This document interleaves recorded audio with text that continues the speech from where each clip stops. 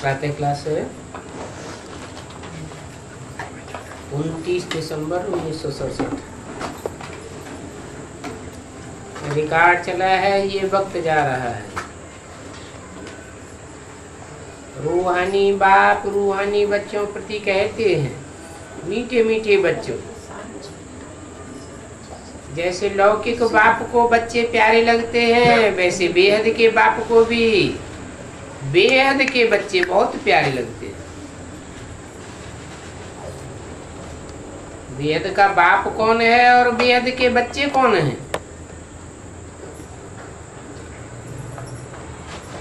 हद का बाप होता है, हद के बच्चे होते हैं। हद का बाप देवभान में रहता है,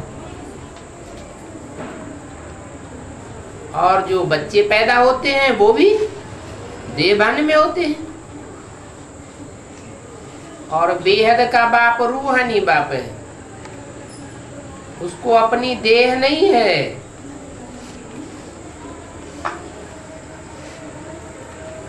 100% रूहानियत से भरा पूरा है।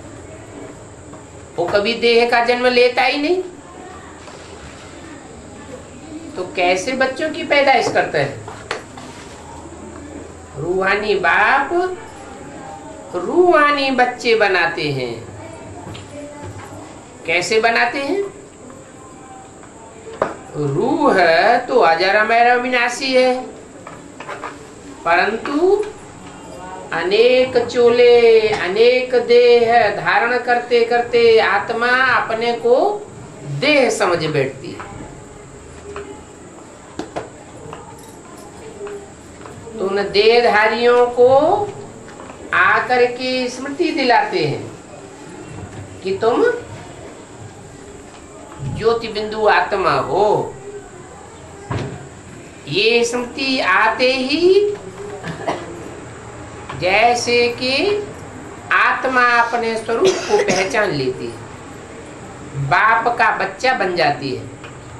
रूहानी बाप ज्योति बिंदु और उनका बच्चा भी ज्योति बिंदु। कोई की प्रैक्टिस पक्की हो जाती है और कोई देवभान को नहीं छोड़ पाते हैं। जिनकी प्रैक्टिस पक्की हो जाती है, देहभान को त्याग देते हैं, वो रूहानी बाप के पक्के रूहानी बच्चे कहे जाते हैं। उनको कहेंगे बेहद के बच्चे। कैसे? हद के जन्म लेने वाले नहीं, ऑल राउंड 84 जन्मों का पार्ट बजाने वाले बेहद के पार्टधारी हैं। तो बेहद के बाप को ऐसे बेहद के रूहानी बच्चे बहुत प्यारे लगते हैं। जैसे लौकिक बाप को देहधारी बाप को देह के बच्चे बहुत प्यारे लगते हैं, ऐसे रूहानी बाप को रूहानी बच्चे बहुत प्यारे लगते हैं। बाप बच्चों को शिक्षा देते हैं, समझानी देते हैं कि तुम कहां कहां ऊंच पद पाओ।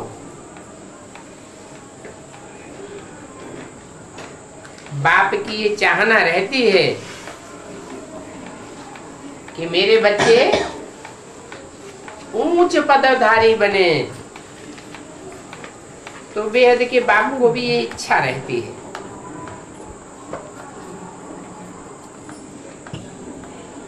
बच्चों को ज्ञान से श्रृंगारते हैं, और तुमको तो 2 बाप मिले हुए हैं। कौन से 2 बाप हैं? दोनों बेहद के बाप हैं। एक मनुष्य सृष्टि का बाप और एक रूहों का बाप, रूहानी बाप। दोनों बाप बहुत अच्छी रीति श्रृंगारते हैं। कहते हैं कि बच्चे ऊंच पद पाओ। लौकिक बाप भी खुश, तो पारलौकिक बाप भी खुश होते हैं।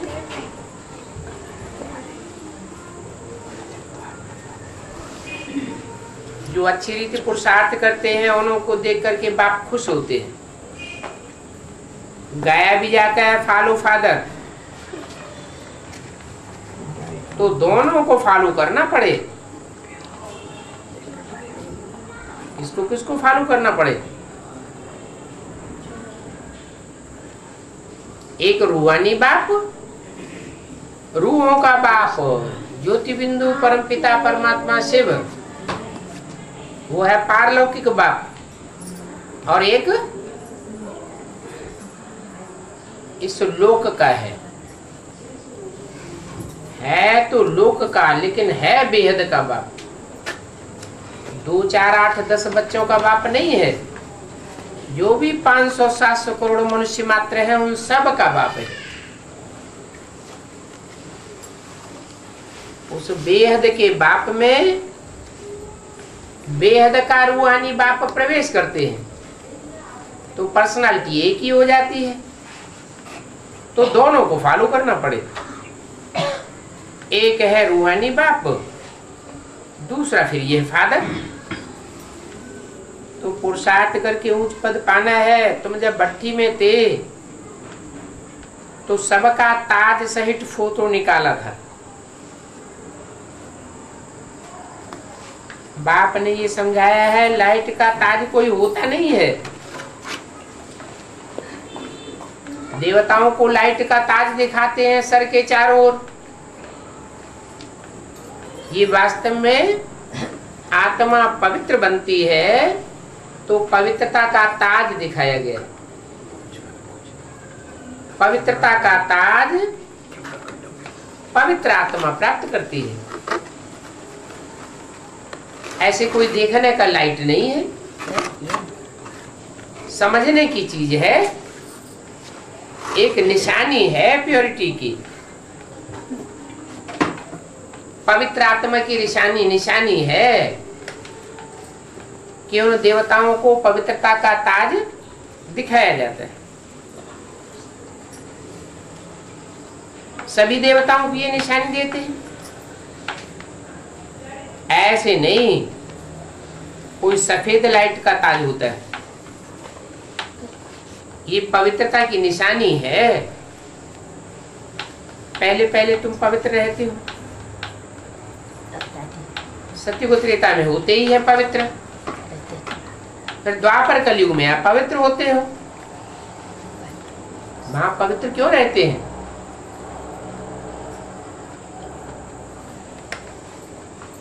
क्योंकि 21 जन्म एक के साथ संग का रंग रहता है और द्वापर युग से अनेकों के साथ देह का संग हो जाता है। सतयुग आदि में तुम थे पवित्र, आप भी विचारी थे, और द्वापर युग से तुम अपवित्र बन पड़ते हो, विविचारी बन पड़ते हो। बाप भी कहते हैं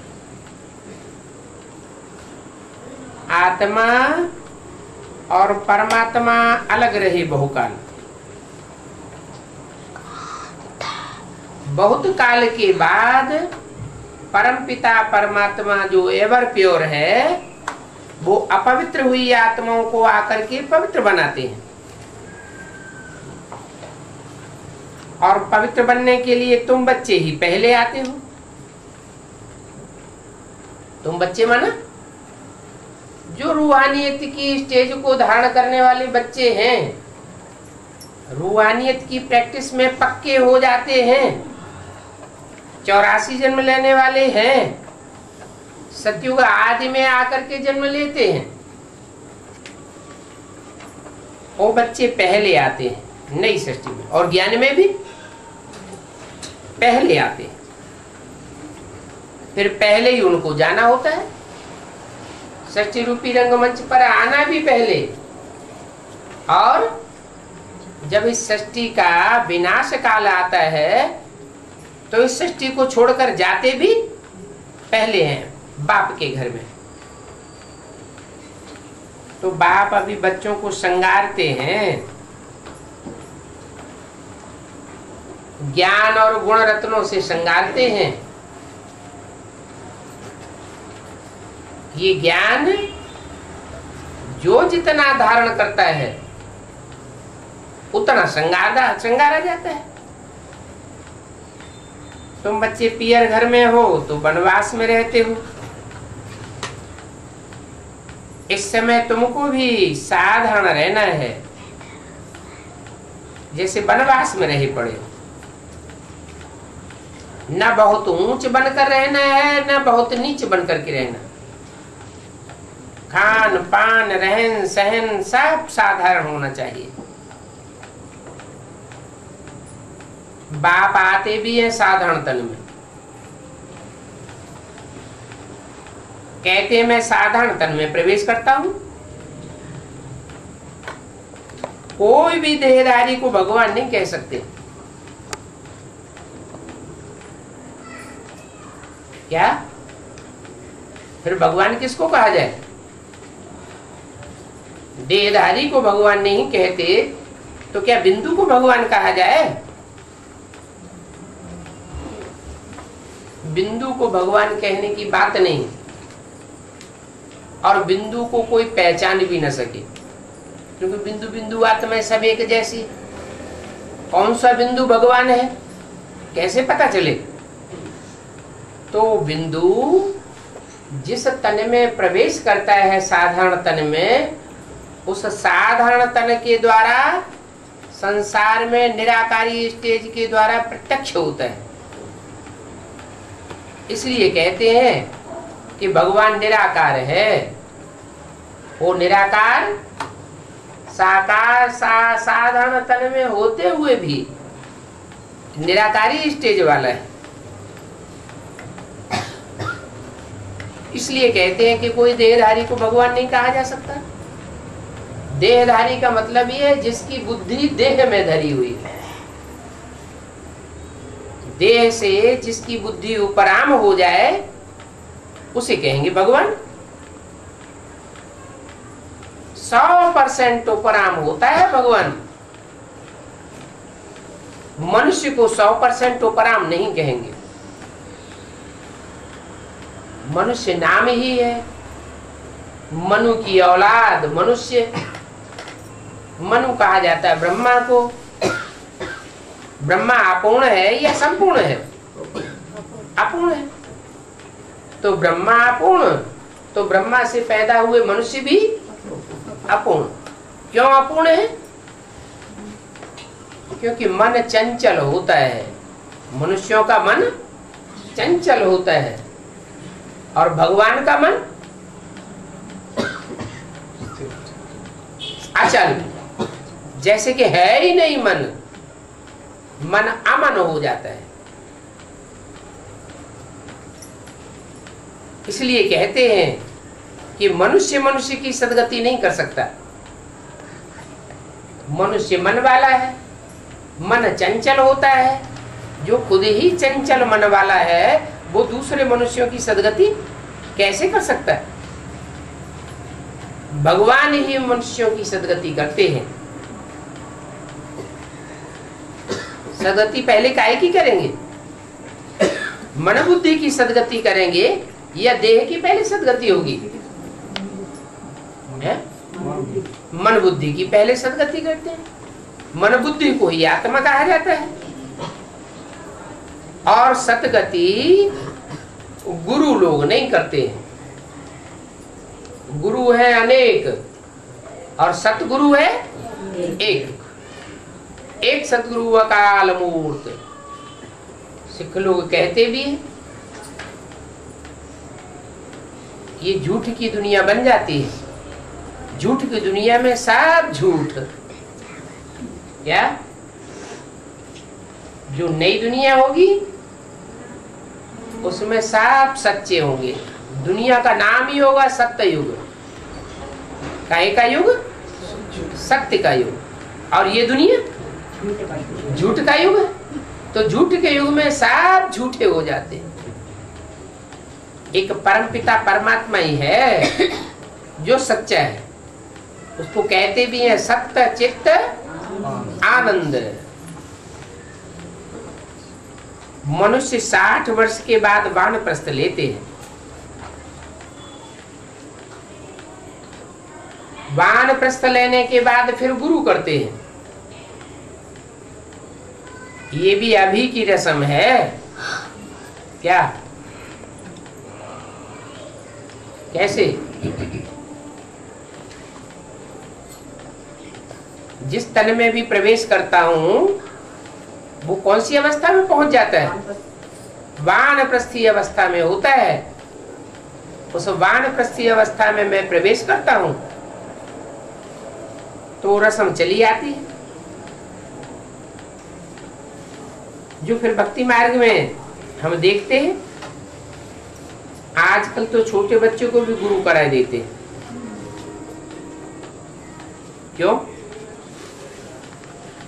बाप भी कहते हैं इस समय सब की वानप्रस्थ अवस्था है, चाहे छोटा बच्चा हो, चाहे नौजवान हो, चाहे बूढ़ा हो, सबकी अवस्था कौन सी है?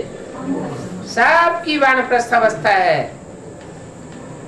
आज के छोटे छोटे बच्चे भी कितने होशियार पैदा होते हैं, छोटी उम्र में भी कितना करिश्मा दिखाते हैं।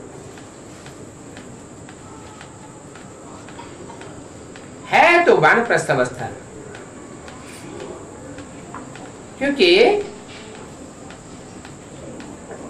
कोई पता नहीं चलता कब मौत आ जावे। अचानक मौत आ जाता है ना, इसलिए बच्चों को गुरु कराए देते हैं। बचपन में ही गुरु कराए देते हैं, कहीं दुर्गति ना हो जाए। जैसे बाप कहते हैं तुम सभी आत्माओं का हक है बाप से वर्षा लेने का, वो कह देते हैं गुरु बिगर ठौर नहीं पावेंगे। अर्थात तुम ब्रह्म में लीन नहीं होंगे। गुरु लोग ऐसे डर पाए देते हैं। तुम कहते हो हमको तो लीन होना ही नहीं है। क्या हम कोई लीन होने वाले नहीं है कि आत्मा परमात्मा में लीन हो जाएगी? नहीं, हम तो लव में लीन होते हैं, बाकी आत्मा परमात्मा में लीन नहीं होती है। तुम आत्मा ब्रह्मांड में निवास करती हो। तुम तो जानते हो आत्मा अविनाशी है। वो कहते हैं भगवान है सागर और आत्माएं सब है जल की बूंद। सागर में से जो बूंद ली जाए वो सागर में ही छोड़ दी जाए तो कहेंगे वो सागर का बूंद सागर में लीन हो गया। सागर में से चुल्लू पानी लिया और सागर में ही छोड़ दिया, वो चुल्लू पानी वापस आवेगा? नहीं आवे। उसे कहते हैं लीन होना। परंतु यहाँ लीन होने की बात नहीं है। क्या बात है? तुम आत्माओं के जो संकल्प विकल्प है, तुंडे तुंडे मत्र भिन्ना, अलग अलग प्रकार की जो अभी बुद्धि है, अलग अलग प्रकार से संकल्प चलते हैं, संकल्प और विकल्प चलते हैं, वो सब संकल्प विकल्प परमात्मा बाप में तिरोहित हो जाते हैं। मैं आत्मा ज्योति बिंदु, मेरा बाप ज्योति बिंदु, दूसरा कोई संकल्प नहीं। एक बाप दूसरा नहीं।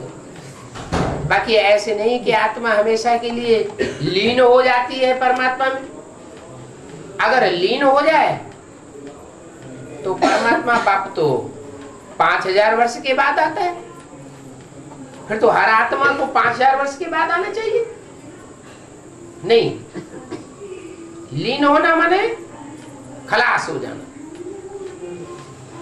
तुम आत्मा में लीन नहीं होती हो, बाप में लवलीन हो जाती हो। बाप समझाते हैं कि आत्मा कोई अंडे मिसल नहीं है। अंडा तो बड़ा होता है, तुम तो अति सूक्ष्म ज्योति बिंदु हो। ये अंडे मिसल, ये भक्ति मार्ग का अक्षर है। आत्मा तो अति सूक्ष्म ज्योति बिंदु है, स्टार मुआफिक है। बाप भी ज्योति बिंदु है। उस बिंदु को ही ज्ञान का सागर कहा जाता है। क्या है? इतना सूक्ष्म ज्योति बिंदु, लेकिन उसमें ज्ञान कितना भरा हुआ है। जैसे सागर में अथाह जल भरा हुआ है, ऐसे ही परमात्मा बाप में अथाह ज्ञान का सागर भरा हुआ है। तुम भी छोटी आत्मा हो, तुम आत्माओं में भी नंबरवार पुरुषार्थ अनुसार ज्ञान भरा हुआ है, तुम फील करते हो।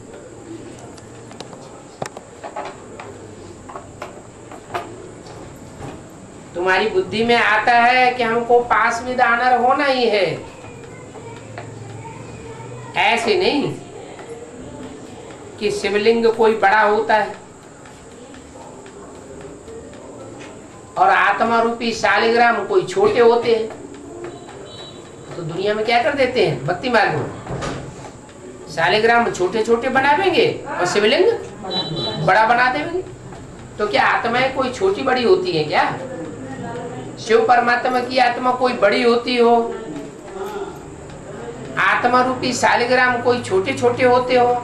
ऐसे तो होता नहीं। बिंदु बिंदु आत्माएं सब एक जैसी, आकार प्रकार में छोटी बड़ी होने की बात नहीं है, सब अति सूक्ष्म। लेकिन फिर छोटा बड़ा क्यों दिखाया है भक्ति मार्ग में? है काम के आधार पर। जिसने जितना बड़ा काम किया, उस बड़े काम के आधार पर शिवलिंग को बड़ा दिखाया है और बिंदु बिंदु आत्माओं को छोटा दिखाया है। परमात्मा बाप जब आते हैं तो सारी सृष्टि को परिवर्तन करने के काम में सबसे जास्ती सेवाधारी आत्मा कौन सी है? शिव। वो खुद ही करण करावनहार है। बच्चे तो तमो प्रधान हो गए। तमो प्रधान आत्मा सेवा करती है या बाप सेवा करते हैं? तमो प्रधान आत्मा तो सेवा कर ही नहीं सके, तो बाप बच्चों में प्रवेश करके सेवा करते हैं। तो सारी सेवा बाप की है, इसलिए शिवलिंग को बड़ा दिखाते हैं और आत्माओं को छोटा छोटा शालिग्राम दिखाते हैं।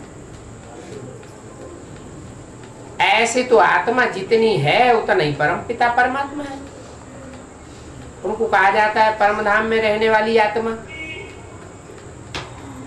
इस सृष्टि पर भी आते हैं, नीचे आते हैं, ऊपर की स्टेज से उतरते हैं, नीचे आते हैं, तो भी मन बुद्धि से ऊंची स्टेज में रहते हैं। ऐसे नहीं देहधारियों के संग में आकर के देह अभिमानी बन जाते हो। क्या उनको संग का रंग नहीं लगता है। परम धाम से आते हैं पार्ट बजाने। पार्ट तो शरीर के द्वारा ही बजाया जाएगा या बिना शरीर के बजता है? जो भी पार्ट बजाएंगे कर्मेंद्रियों से, वो तो कोई शरीर में प्रवेश करके ही बजावेंगे। पाप कहते हैं मैं भी आता हूं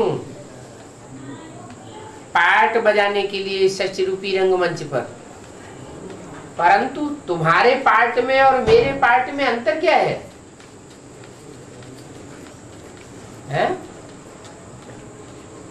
तुम्हारा अपना शरीर है, तुम्हारे अपने शरीरों का कर्म बंधन बंधता है जन्म जन्मांतर, लेकिन मेरा अपना शरीर नहीं। मैं ऐसे कर्म नहीं करता जो मेरा कोई कर्म बंधन बंध जाए और मुझे शरीर का जन्म, देह का जन्म लेना पड़े। ये अंतर है। मुझे अपना शरीर है ही नहीं और तुमको कितने शरीर के बंधन में आना पड़ता है? 84 शरीर के बंधन पड़ते हैं। उनमें से 21 जन्म तुम आत्म की स्थिति में रहते हो, इसलिए वहां कर्म बंधन नहीं बनता, और 63 जन्म तुम देह भान में आते हो तो तुम्हारा कर्म बंधन बनता है, पाप बन जाते हैं। तो मैं आत्मा रूप भी हूं और मैं आत्मा बसंत भी हूं। रूप माना जिस चोले में प्रवेश होकर के प्रत्यक्ष होता हूं तो सारी दुनिया उस रूप की ओर आकर्षित होती है। और दूसरी बात, जिसमें भी प्रवेश करता हूं वो सारे संसार के बीच गुण निधान बनकर के प्रत्यक्ष होता है। कैसा गुण निधान? ऐसा गुण निधान जिसके गुणों की महिमा सारी दुनिया करती है। शास्त्र भी उसके गुणों की महिमा करते हैं और जो भी देवताएं हैं उनके अवगुण भी बताते हैं, उनकी ग्लानि भी करेंगे। लेकिन मैं जिस तन में प्रवेश करके संसार के सामने प्रत्यक्ष होता हूं उसकी कभी भी कोई शास्त्रों में ग्लानि नहीं है। वो कौन है? नर से नारायण बनने वाला। तो बोला मैं रूप भी हूं और दिव्य गुणों की खुशबू देने वाला बसंत भी हूं। बसंत ऋतु आती है तो चारों ओर फूल खिल जाते हैं, खुशबू ही खुशबू फैलती है। बाप कहते हैं मैं भी आता हूं। आत्मा रूप है, उसमें सारा ज्ञान भरा हुआ है। बाप आते हैं तो ज्ञान की बरसात बरसाते हैं। ज्ञान को जल कहा जाता है ना, तो ज्ञान जल की बरसात बरसाते हैं। सभी मनुष्य पाप आत्मा से पुण्य आत्मा बन जाते हैं। कैसे? ज्ञान से पाप आत्मा से पुण्य आत्मा बन जाते हैं। माना पाप आत्मा माने दुर्गति से, पुण्य आत्मा माने सदगति में आ जाते हैं। आत्मा पुण्य कब करती है? जब अपने आप को और अपने बाप को पहचाने तो सदगति होती है, तब पुण्य कर्म करती है तो सदगति होती है। तो बाप गति और सदगति दोनों ही देते हैं। गति किसे कहा जाता है? गति देते हैं माना क्या, और सदगति देते हैं माना क्या? गति का मतलब है आत्मा गतिशील हो जाती है। आत्मा जो जड़त्वमयी बन जाती है, जड़ देह को याद करते करते, मिट्टी को याद करते करते मिट्टी में देहभान में मिल जाती है, उस आत्मा को बाप आकर के गति देते हैं। जैसे पत्थर है तो उसको गतिशील कहेंगे। गति माने हलन चलन करना। पत्थर को तो गतिशील नहीं कहेंगे। गीत भी गाते हैं, बन के पत्थर हम पड़े थे सूनी सूनी राह में। क्या हम पत्थर बुद्धि बन गए थे? बाप आकर के हम पत्थर बुद्धियों को क्या बनाते हैं? पारस बुद्धि बनाते हैं। ऐसा पारस बुद्धि बनाते हैं कि जिनके संसर्ग संपर्क में हम आते हैं वो भी पारस बन जाते हैं। तो कहां पारस पत्थर और कहां वो पत्थर? बाप जब हमें गति देते हैं तो गतिशील होकर के हम कहां पहुंचते हैं? ऊंचे जाते हैं या नीचे गिरते हैं? ऊपर, ऊंचे से ऊंची स्टेज, परम धाम की स्टेज में पहुंचते हैं। उसको सच्ची गति कहें या सिर्फ गति कहें? एक है सदगति, सच्ची गति, और एक है सिर्फ गति।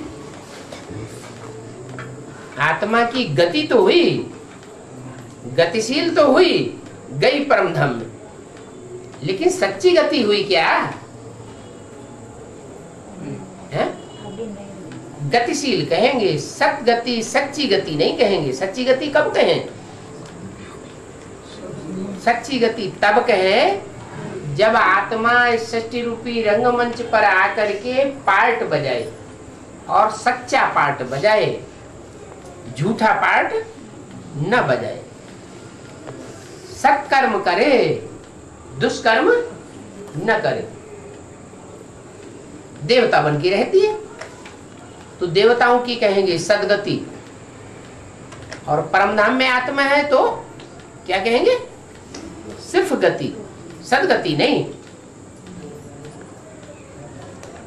तो जब तुम सदगति में जाते हो, सत्ययुग त्रेता में तुम्हारी जब सदगति होती है तो बाकी सब आत्माएं कहां रहती हैं? आज जो भी मनुष्य आत्माएं हैं उनकी संख्या कितनी है? 500-700 करोड़। जब विनाश होगा तो तुम गति सदगति में जावेंगे। पहले गति में जावेंगे, फिर सदगति में आवेंगे। उस समय और जो आत्माएं होंगी, सत्ययुग त्रेता में सब तो नहीं होंगे, 500-700 करोड़ होंगे, वहां नहीं होंगे। तो बाकी आत्माएं कहां होंगी? गति में हो। उनकी सच्ची गति नहीं कहेंगे। क्या? आत्मा परमधाम में ऐसे पड़ी रहेगी जैसे जड़वत, कोई पार्ट नहीं बजा सकती।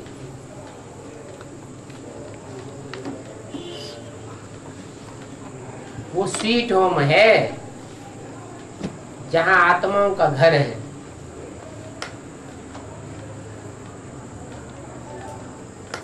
सदगति होती है तो आत्मा को आर्गन्स मिलते हैं।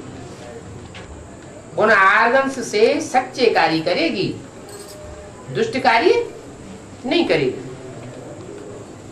इन कानों से आत्मा सुनती है, आंखों से देखती है, सब कुछ करती है। अभी बाप कहते हैं मीठे मीठे से कील बच्चों, अभी तुम्हें वापस घर जाना है। वापस जाना माना गति में जाना है। तुम्हारी आत्मा गतिशील हो जानी चाहिए। मन बुद्धि जामड़ी बन करके न रहे। कैसी हो जाए? मनन चिंतनशील हो जाए। मन बुद्धि रूपी आत्मा जब मनन चिंतनशील बनेगी तो तुम्हें अनेक जन्मों का साक्षात्कार होगा। परंतु इसके लिए पवित्र जरूर बनना है। मन बुद्धि में मनन चिंतन मंथन चल पड़े, अनेक जन्मों की कहानी खुलने लग पड़े, उसके लिए क्या करना है? पवित्र रहना है। पवित्र रहने का मतलब क्या है? एक बाप दूसरा न कोई। स्मृति में भी एक बाप दूसरा न कोई।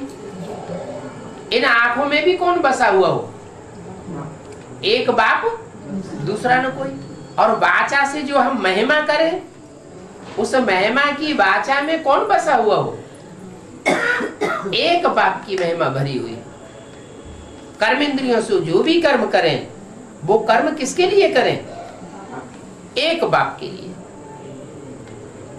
बाप का जो कर्म सो हमारा कर्म। बाप आए ही हैं स्वर्ग की स्थापना करने, तो हमको क्या करना है? हम भी स्वस्थिति में स्थित होकर के स्वर्ग की स्थापना में बाप के सहयोगी बने।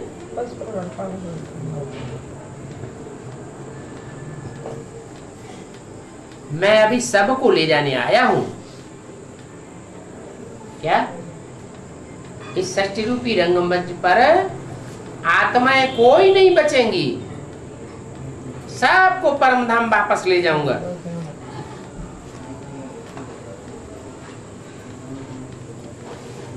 आत्माओं को शिव की बारात कहते हैं। क्या? शिव की बारात में देहभान वाले जाएंगे, देहधारी जाएंगे, या जो आत्मा बने हुए होंगे वो जाएंगे? हैं? आत्मा बने हुए जाएंगे। लेकिन आत्मा सब बनते हैं क्या?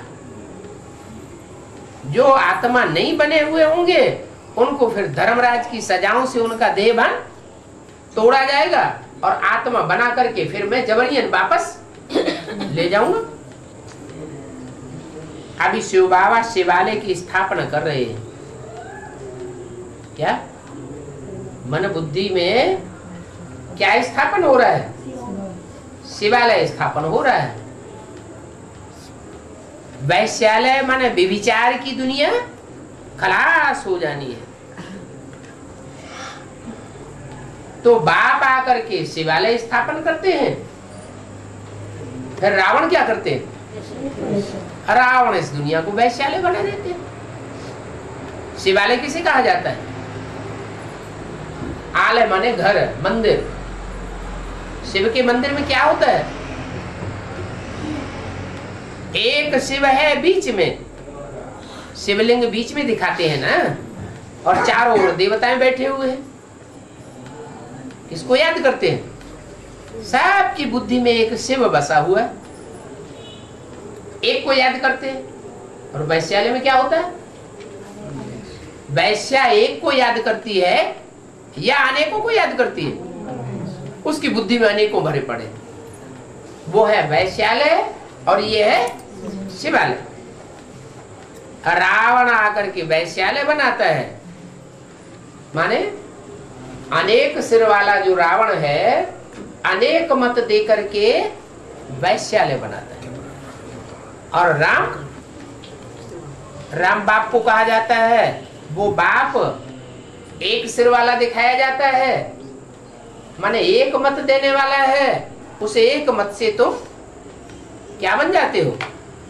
अद्वैत देवता बन जाते हो। वाम मार्ग को वैश्यालय कहा जाता है। वाम मार्ग माने बाया मार्ग, बाएं हाथ, उल्टा हाथ। उल्टे हाथ से क्या करते हैं? कचरा साफ करते हैं। और सीधे हाथ से क्या करते हैं? अच्छा काम, दान धर्म आदि सीधे हाथ से करते हैं।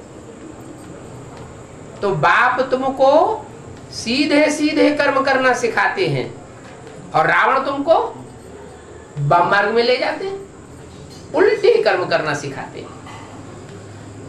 बाबा के पास बहुत बच्चे हैं जो शादी करके भी पवित्र रहते हैं। क्या? कैसे कैसे बच्चे हैं जो शादी करके फिर पवित्र रहते हैं? कौन से बाबा की बात की?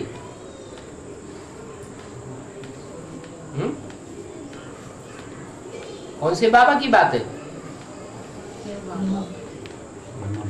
बेहद का बाबा जो इस संसार में भगवान बनकर के प्रत्यक्ष संसार के सामने प्रत्यक्ष होना है।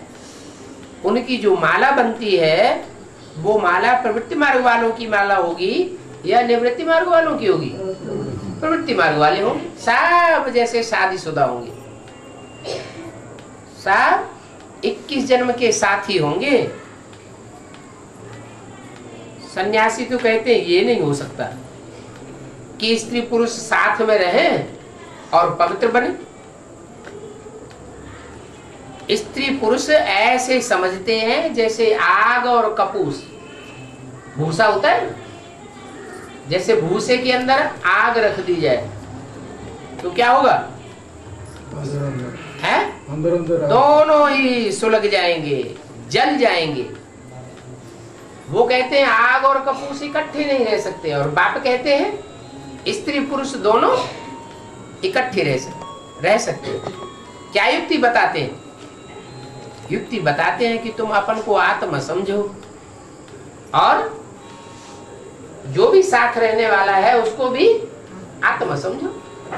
आत्मा स्त्री चोला भी लेती है, आत्मा पुरुष चोला भी लेती है।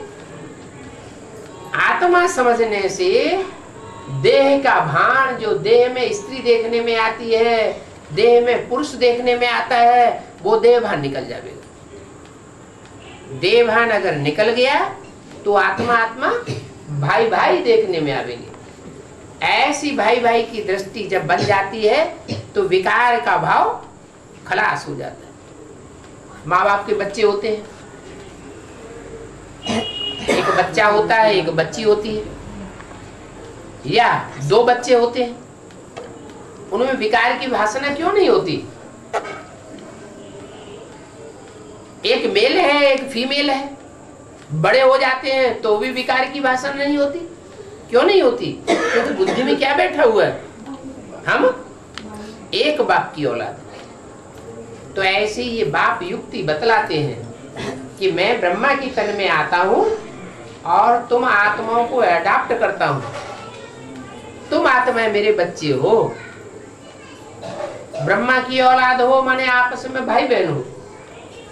तो भाई बहन में वो क्रिमिनल असॉल्ट नहीं हो सकता। भाई भाई की, भाई बहन की दृष्टि होनी चाहिए।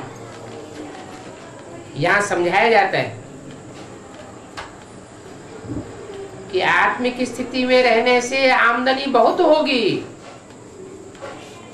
पवित्र रहने की से 21 जन्मों की राजधानी मिल जाती है।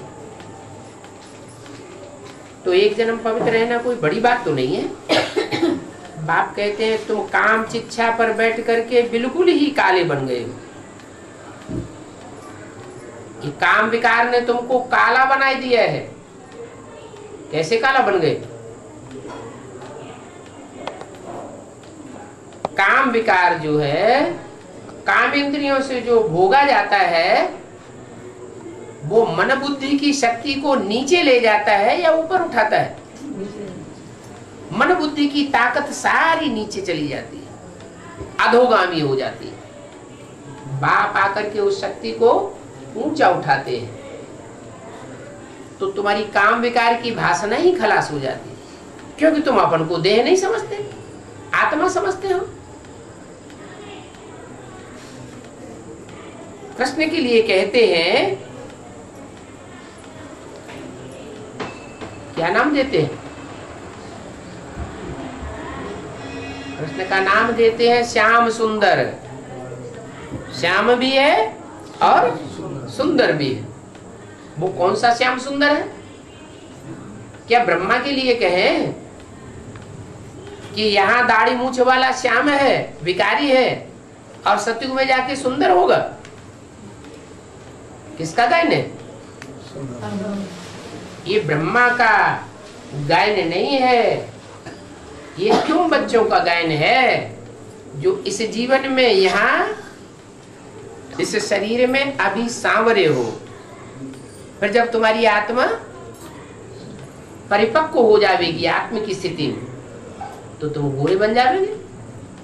जैसे पूरी है, तेल में डाली जाती है, पहले नीचे बैठ जाती है, जब तक कच्ची है तो नीचे बैठी रहेगी, पक्की हो जाती है तो ऊपर आ जाती है। तो ऐसे ही तुम्हारी आत्मा है, अभी प्रैक्टिस कर रही है। किस बात की प्रैक्टिस? देवभान को छोड़ने और आत्मिक स्थिति में स्थित होने की प्रैक्टिस कर रही है। ये प्रैक्टिस करते करते 63 जन्मों का जब कचड़ा निकल जाएगा, 63 जन्मों की जो कट चढ़ी हुई है विकारों की, देहभान की, वो उतर जाएगी, तो तुम्हारी आत्मा परिपक्व होकर के संसार में चमकने लगेगी।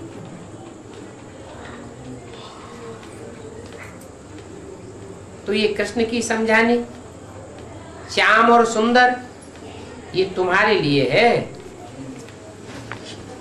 इस समय की समझानी है। इस समय, इस जन्म में तुम श्याम भी हो और इसी शरीर से तुम सुंदर भी बन जाओगे। बाकी कृष्ण को कोई सर्प ने नहीं डसा था कि कोई कालिया नाग ने डस लिया हो तो वो काला बन गया। नहीं, ये काम विकार की बात है। कलयुग के अंत में काम विकार अति को हो जाता है, अति होती है, फिर बाप आकर उस अति का अंत कर देते हैं। सर्प तो इस समय की बात है कि काम क्रोध लोभ मोह अहंकार ये 5 नाग दिखाए गए हैं। नाग के 5 फन हैं, एक दो को डसते रहते हैं। काम चिच्छा पर बैठने से सांवरा बन गया। फिर उनको गांव का छोरा भी कहा जाता है।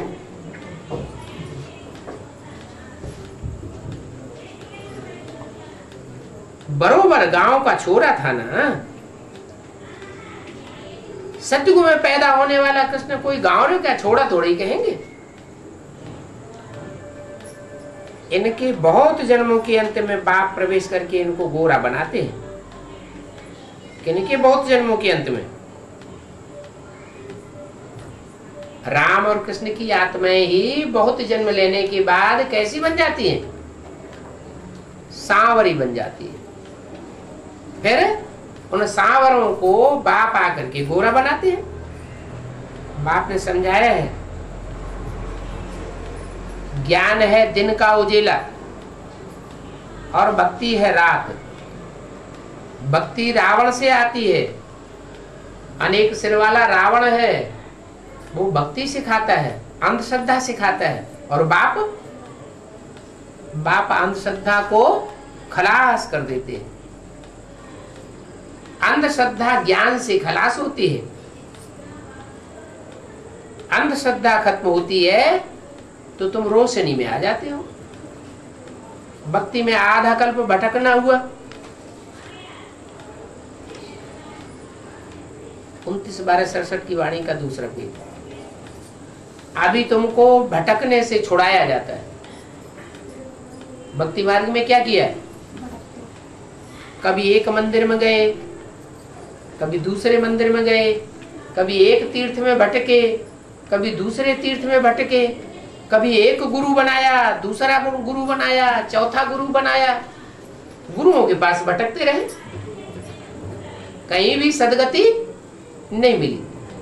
आत्मा को कहीं भी संतुष्टि नहीं मिली। तो अंत में फिर बाप आते हैं, तुमको दर दर दरवाजे दरवाजे भटकने से बचाए देते। तो ऐसे बाप को याद करना है जो तुम्हारी बुद्धि को एक ठिकाना दे देते हैं। भक्ति मार्ग में गुरुओं ने क्या किया? उन्होंने तो सर्वव्यापी कह करके ठिकाने ही खलास कर दिए। सर्वव्यापी भगवान को बता दिया तो बुद्धि कहां टिकेगी? सबके अंदर टिकेगी क्या? सबके अंदर बुद्धि भटकती रहेगी तो क्या हाल हो जाएगा? बुद्धि दुर्गति में जाएगी या सदगति में जाएगी? दुर्गति में जाएगी।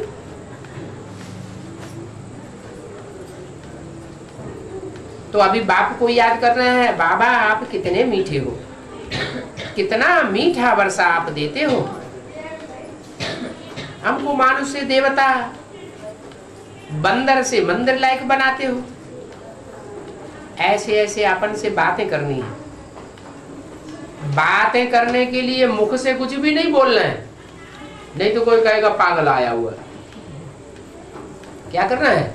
अंदर ही अंदर बाप से बातें करते रहो। भक्ति मार्ग में हम आप मासू को कितना याद करते आए, भगवान को भक्तों ने कितना याद किया। अभी आप आकर के हमको प्रैक्टिकल में मिले हो। भक्ति मार्ग में तो गाते रहते हैं, भगवान का कीर्तन करते रहते हैं, महिमा गाते रहते हैं। भगवान मिलता है क्या प्रैक्टिकल में? प्रैक्टिकल माना शरीर से, साकार में भगवान मिलता है क्या? और यहाँ तो संगम युग में बाप तुमको प्रैक्टिकल में मिलते हैं। क्या अंजाम करते हैं?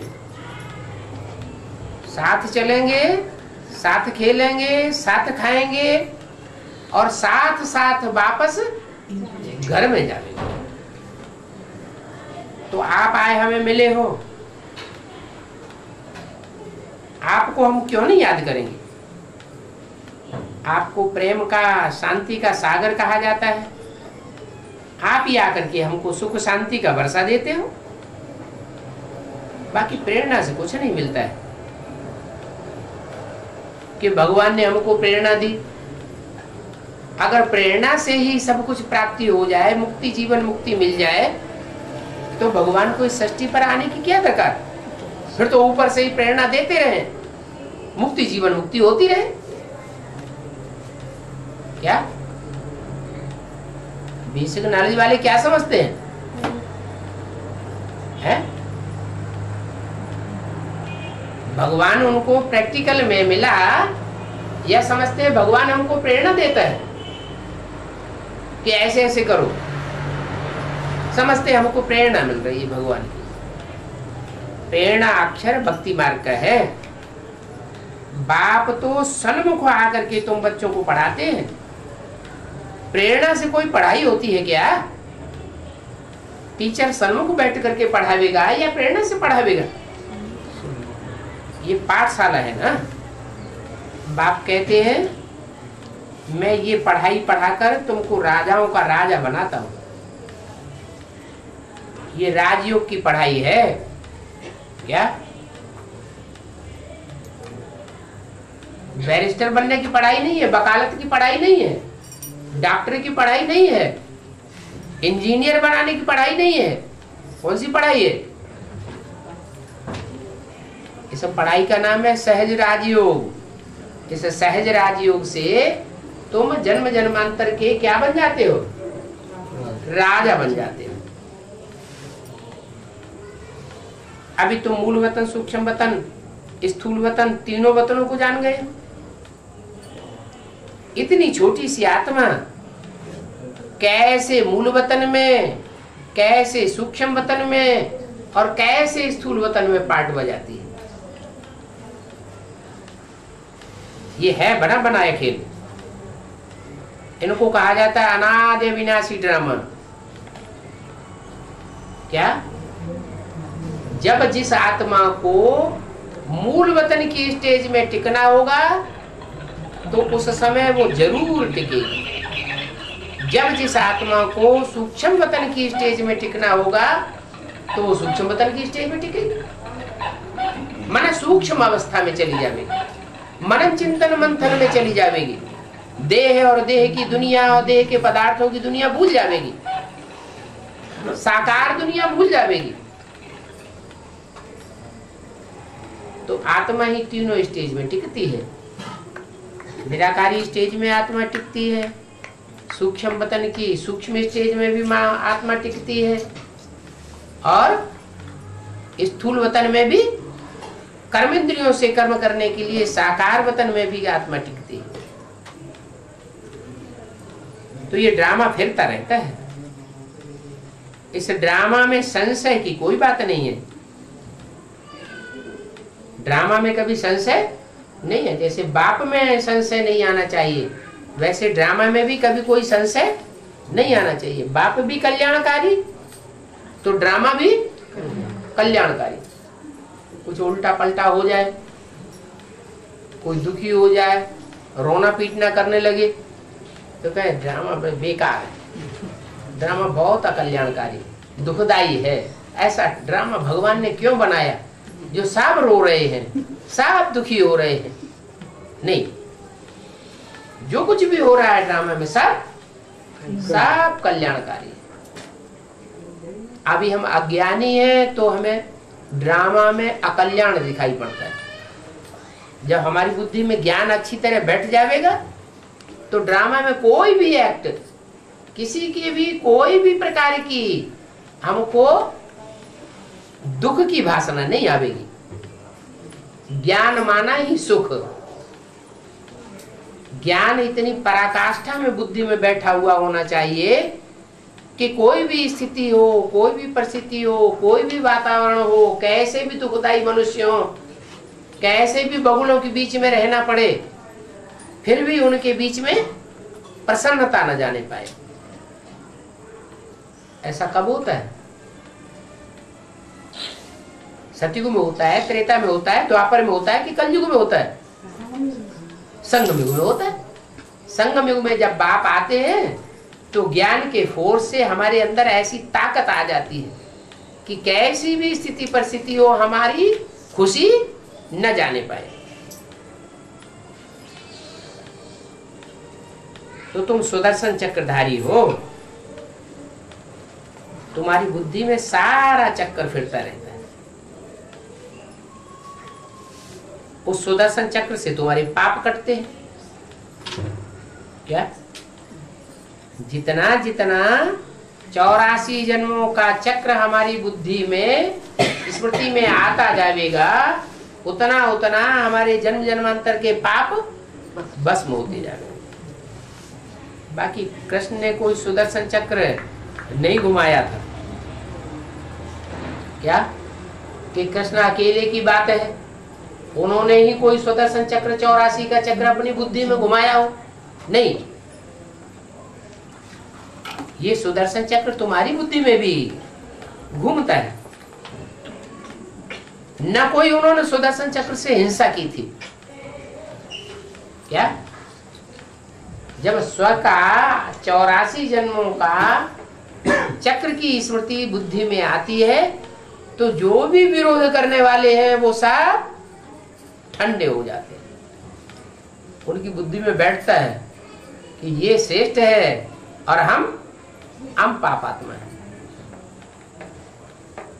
तो धराशायी हो गई ना। उनका जो अहंकार है वो सर कट जाता है। उनका देह अभिमान अलग और आत्मा अलग हो जाती है। अपन को स्वीकार करते हैं कि हम नीचे कपटी पापी हैं और ये ऊंचे हैं। भगवान बाप आते हैं तो तुमको सुदर्शन चक्रधारी बनाते हैं।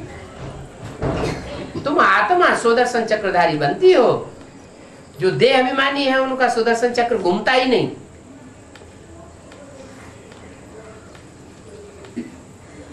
तो तुम डबल अहिंसक हो। वो तो उन्होंने चक्कर दिखाई दिया है कृष्ण को, दिखाते हैं, हिंसा करते जाते हैं, सबके गले काटते जाते हैं। तो गला काटने की बात का मतलब क्या हुआ? गला काट दिया माने आत्मा अलग हो गई और देह अलग हो गई। जिसमें जिसमें जितना जितना देहभान भरा हुआ है वो देहभान अलग हो जाता है और आत्मा अलग हो जाती है।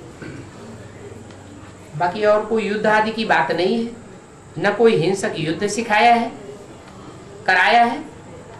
अभी बाप ऊंचते ऊंच, फिर ऊंचते ऊंच ये लक्ष्मी नारायण का वर्षा।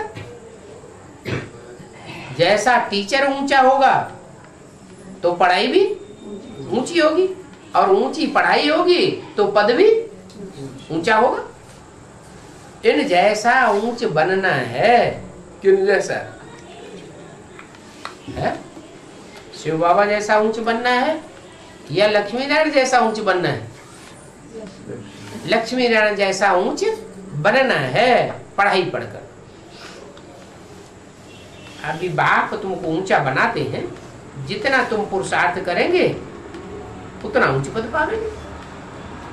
कम पुरुषार्थ करेंगे तो पद भी कम पावेंगे। अच्छा, ओम शांति।